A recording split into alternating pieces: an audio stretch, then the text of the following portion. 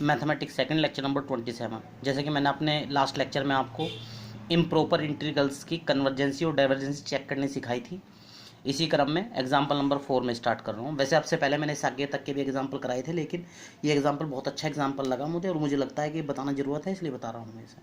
ठीक है, मैंने आपको बताया था इम्प्रॉपर इंटीग्रल दो तरह के होते हैं, एक फर्स्ट काइंड के, एक सेकंड काइंड के। फर्स्ट काइंड के जो होते थे उसमें लिमिट इनफाइनाइट होती थी, सेकंड काइंड में जो हो ना ये फंक्शन बाउंडेड होता था। बस इतना फर्क है दोनों में और कुछ नहीं। अभी इस समय फर्स्ट काइंड का कर रहे हैं, फर्स्ट काइंड के फॉर्मूले बताए, फर्स्ट काइंड को मैं कंटिन्यू कर रहा।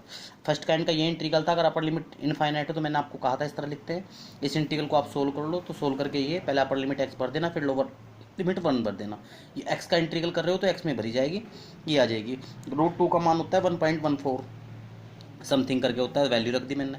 यहाँ से तो न्यूमेरिक वैल्यू आएगी कुछ ना कुछ, लेकिन यहाँ पे क्या है -1.141 में एक 1 जोड़ोगे आप तो क्या बचेगा, माइनस का 1.41 बचेगा। माइनस का बचेगा, उस एक्स को ले आओ ना नीचे, प्लस हो जाएगा। वो एक्स का मान इनफाइनाइट रखते ही वो क्या आ जाएगा, 1/इनफाइनाइट 0 हो जाएगा, कैलकुलेशन 0। यहाँ से कैलकुलेशन आएगी, यहाँ से मान क्या आएगा, फाइनाइट। अगर इंटीग्रल का मान इस तरह फाइनाइट आता है तो वो क्या होता है, कन्वर्जेंट। ये मैंने लास्ट लेक्चर में बताया था। इसी तरह कन्वर्जेंसी चेक करेंगे।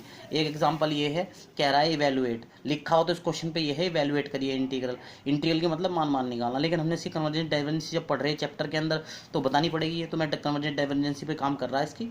अपर लिमिट यहाँ भी इनफाइनाइट है तो इसे भी हम पहले इस तरह लिख लेंगे। लोअर लिमिट इनफाइनाइट होती तो नीचे एक्स लिख देते, वो मैंने बताए थे रूल सारे। तो इसी तरह इस इंटीग्रल को सोल्व करेंगे। इंटीग्रल को कैसे सोल्व करेंगे तो मैंने अलग से सोल्व करना सिखा रखा है इंटीग्रल को। इसे tan इनवर्स एक्स को टी मान लेंगे, इसका डिफरेंशियल 1/1 + x² dx हो जाएगा dt। ये वैल्यू उठा के dx का मान निकाल देंगे, dx का मान रख देंगे ऊपर, tan इनवर्स एक्स की जगह टी रख देंगे, देखो रख दिया गया। इससे ये कट जाएगा, 1/t कितना हो जाएगा, log t। टी का वापस मान रख देंगे tan इनवर्स एक्स, तो आंसर कितना है, log tan इनवर्स एक्स। ये log tan इनवर्स उठा के मैंने यहाँ रख दिया। पहले अपर लिमिट भर दूंगा, फिर लोअर लिमिट भर दूंगा। कैलकुलेशन ये आया, ये रखा गया। ठीक, अब ये आया log tan इनवर्स 0। 0 किसका मान होता है, tan 0 का।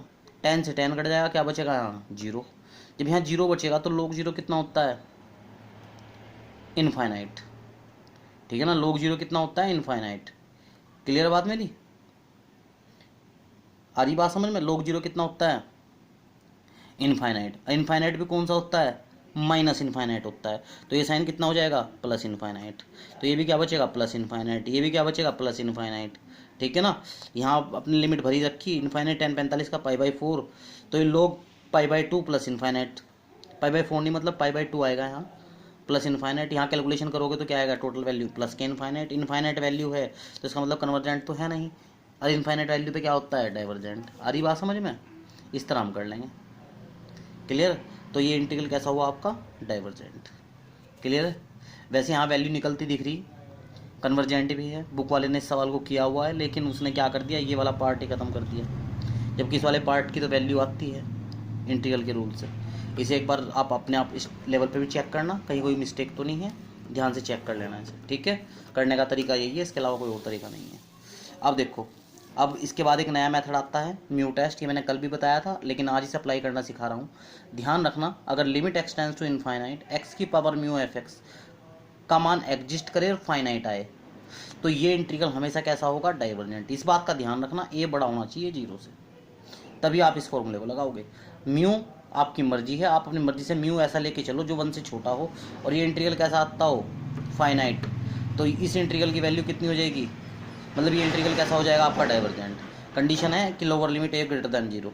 अगर म्यू आपने ऐसा ले रखा, म्यू ग्रेटर दैन 1 है, और ये इंटीग्रल ये लिमिट एग्जिस्ट करती है, तो ये इंटीग्रल उस केस में क्या होगा, कन्वर्जेंट। कुल मिला के दोनों केस में देखो, ये चीज़ तो यहाँ भी एग्जिस्ट करानी है, यहाँ भी एग्जिस्ट करानी। तो मेन डिफरेंस किसका है यहाँ, म्यू का। अगर म्यू का मान 1 से छोटा लेके ये चीज़ एग्जिस्ट आती है तो डाइवर्जेंट होगा। अगर म्यू का मान 1 बड़ा लेके ये चीज़ एग्जिस्ट करती हो तो कैसा होगा आपका, कन्वर्जेंट। ये तरीका है। अब देखो, ये एग्जाम्पल आया था, एग्जाम्पल 13। इस एग्जाम्पल 13 में उसने कहा था डिस्कस करिए कन्वर्जेंसी। इस क्वेश्चन की कन्वर्जेंसी डिस्कस करनी थी, लेकिन यहाँ उसने 0 दे रखा था। मैंने थोड़ा सा दिमाग लगाया, 0 से इनफाइनाइट क्वेश्चन था ये, तो मैंने इसमें क्या लगाया, 0 से तो इसे 1 ले लिया और 1 से ले लिया इनफाइनाइट। मैंने पहले इस वाले इंटीग्रल को देखा, कोई दिक्कत तो नहीं इस वाले इंटीग्रल में, तो मैंने पाया अगर मैं 0 रख दूंगा इसमें तब भी कोई दिक्कत नहीं, नीचे 0 हो जाएगा, ऊपर 0, वैल्यू कितनी आ जाएगी, 0। अगर मैं एक्स की जगह 1 रख दूंगा तो 1/2 हो जाएगा, तो भी कोई दिक्कत नहीं। इसका मतलब ये इंटीग्रल कैसा हुआ आपका, प्रॉपर।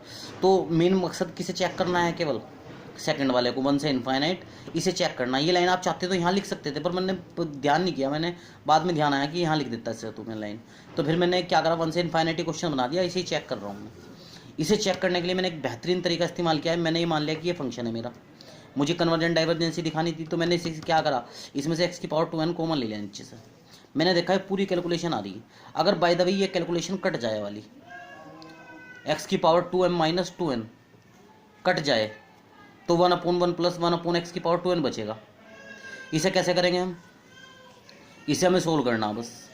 तो मेरे दिमाग में क्या आया, मैंने ये टेक्निक इस्तेमाल करी, म्यू टेस्ट। x की पावर म्यू से गुणा करने की कोशिश कर रहा है इसके अंदर में, तो x की पावर म्यू एफ एक्स लिया। अब मुझे पता है कि मुझे ये काटना है, तो म्यू कितना लेना चाहिए, तो मैंने ये ले लिया। 2 की m से 2m सेकेंड हो जाएगा, 2n से 2n कैंसिल हो जाएगा, तो ये कितना बच गया, ये इनफाइनाइट लिमिट लेते हैं, आंसर कितना आया 1, जो कि मेरा फाइनाइट भी आ गया और एग्जिस्ट भी कर रहा है। तो सारा दारोमदार किस पे रहेगा, इस पावर पे रहेगा। अब मैंने यहाँ से केस बनाने शुरू करे, इसे मान लिया म्यू, यदि म्यू का मान किससे छोटा हो 1 से, तो इसका मतलब 2 कॉमन लेके भाग दे दिया, ये n माइनस एम किससे छोटा हो 1/2 से, तो ये इंटीग्रल कैसा होगा आपका, डाइवर्जेंट। और यदि ऐसा हो गया कि म्यू का मान 2n माइनस 2m से बड़ा हो गया, इसका मतलब n माइनस एम किससे छोटा हो गया, 1/2 से, सॉरी बड़ा हो गया n माइनस एम, तो ये इंटीग्रल कैसा हो जाएगा, कन्वर्जेंट। दोनों केस आप लिख देंगे। इसी आधार पे आपको एग्जाम्पल 16 करना है, बिल्कुल सेम इसी तरह का सवाल है, ठीक है ना।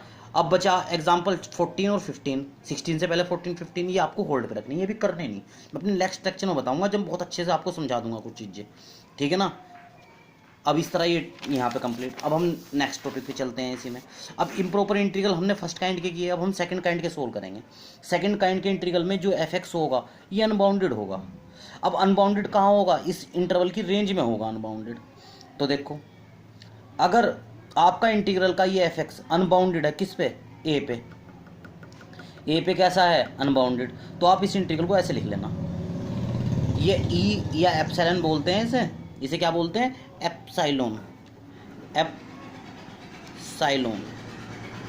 एप्सिलॉन बोल देते हैं इसे, ठीक है ना। अगर लोअर लिमिट का आपका अनबाउंडेड है, ए पे अनबाउंडेड है, तो ए में जोड़ देना, अगर घटा देंगे तो बाहर आ जाएंगे इस लिमिट से, घटाना नहीं है जोड़ना है इसमें, तो इसे इंटीग्रल को इस तरह लिख देना है। अगर बी पे अनबाउंडेड होता तो बी में से घटावेंगे ताकि इंटीग्रल में बने रहें, एप्सिलॉन टेंड्स टू 0 कर देंगे। और यदि ऐसा हो गया कि एफ एक्स अनबाउंडेड है किसी पॉइंट सी पे, और सी कहाँ पड़ रहा, ए और बी के बीच में, तो ए से सी, सी से बी, तो इसका इसे इस तरह लिखेंगे, इसमें एप्सिलॉन 1 यूज़ करेंगे, इसमें एप्सिलॉन 2 यूज़ करेंगे, इसमें दोस्तों हम घटा लेंगे ताकि अंदर बने रहें, और इसमें सी नीचे है तो इसमें जोड़ देंगे ताकि इसमें बने रहें इंटीग्रल में। और यदि आपका फंक्शन इस तरह का है, अनबाउंडेड है ए पे भी और बी पे भी, ठीक है ना, तो बीच में एक सी ले लेंगे जिसमें फंक्शन कैसा हो, बाउंडेड, तो A to C, C to B. दिक्कत ए पे और बी पे है, तो ए में तो जोड़ देंगे, बी से घटा के ये फॉर्मूला। अब इनके आधार पे सवाल कैसे करेंगे, जैसे एग्जाम्पल नंबर 17, इन्वेस्टिगेट, इंटीग्रल को इन्वेस्टिगेट करना। अब आप ये देखो कि ये इंटीग्रल को दिक्कत किस पॉइंट पे है, इस इंटीग्रल को दिक्कत है 2 पे, जब आप 2 रख दोगे तो 1/∞ हो जाएगा ये, तो इसका मतलब 2 पे अनबाउंडेड है, तो 2 पे अनबाउंडेड है, इंटीग्रल को तोड़ लिया, 0 से 2, 2 से 5 तोड़ लिया। अब 2 में से तो घटा देंगे, इस वाले 2 में जोड़ के लिख दिया, इसका भी इंटीग्रल कर दिया, इस वाले पार्ट का पहले अपर लिमिट भर दी, फिर लोअर, ये आ गया। इसी तरह इस वाले का इंटीग्रल, सेम इंटीग्रल आना, 5 भर दिया, ये भर दिया, तो ये आ गया, ठीक है ना। ये कैलकुलेशन कर दी।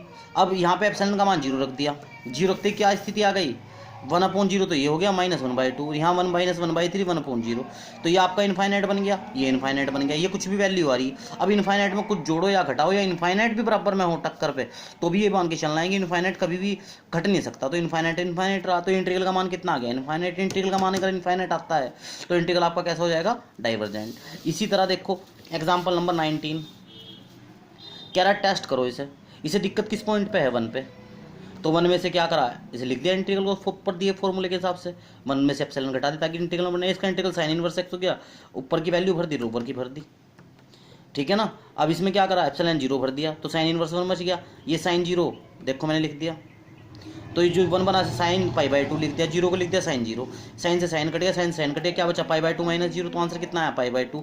π/2 कैसी वैल्यू है, फाइनाइट, तो इंटीग्रल कैसा होगा आपका, कन्वर्जेंट।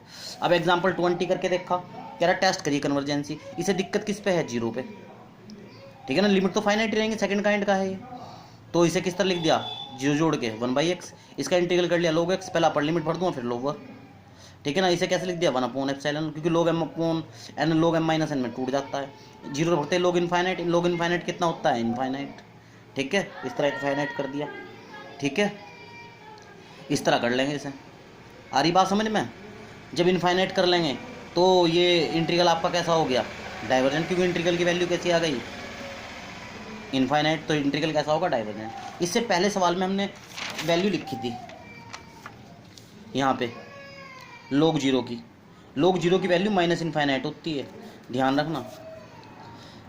log जीरो की वैल्यू तो होती है मेरे भाई माइनस इनफाइनाइट, और log इनफाइनाइट की वैल्यू होती है इनफाइनाइट। याद रखना ये बात, आप कभी कंफ्यूज हो, इसलिए मैंने ये पेज भी दिखाया आपको। तो ध्यान से यहाँ तक कर लेंगे, और मैं नेक्स्ट लेक्चर में अपने और जो कमियां रह गई हैं वो पूरी कराऊंगा, और सवाल कराऊंगा, जो पीछे सवाल छोटे हैं वे पूरे कराऊंगा। बड़े ध्यान से सवालों का ना, थोड़ा डिफिकल्ट है ये चैप्टर, कुछ चीज़ें बड़ी एक्सेप्शनल हैं, ठीक है ना। बड़े ध्यान से बड़ी सटीकता के साथ सोचना है इन्होंने, ठीक है ना। कभी कंफ्यूज भी होगे, जैसे कि ये सवाल है, अभी हमने आपको समझाया था कि कन्वर्जेंस डाइवर्जेंस से मतलब क्या होता है, इंटीग्रल का वैल्यू आएगा नहीं आएगा। अभी इस इंटीग्रल का वैल्यू भी आ रहा, फिर भी मैं इसे डाइवर्जेंट लिख रहा, क्यों? क्योंकि मान जो है आपका कितना आया इनफाइनाइट। अगर इंटीग्रल का मान इनफाइनाइट आता है डाइवर्जेंट लिखते हैं, मान फिक्स आता है तो कन्वर्जेंट लिखते हैं। तो मेरा मान तो इनफाइनाइट आ रहा, लेकिन ये टर्म उसने जीरो कर दी, जो कि गलत है, आना चाहिए कितना इनफाइनाइट। तो बड़े ध्यान से इन सवालों को देखना, ठीक है ना। और नेक्स्ट लेक्चर में बहुत अच्छे से मैं और चीज़ें एक्सप्लेन करूँगा, जो कमियाँ रह गई वे पूरी कर दूँगा। कहीं कोई डाउट हो किसी को, और कोई बात लगती है कि नहीं सर, नहीं चीज़ इस तरह नहीं बताई, इस तरह बताई, मुझे और तरीके से सोच में आ रहा, तो एक बार मुझसे डिस्कस कर ले, ठीक है। Okay, thank you.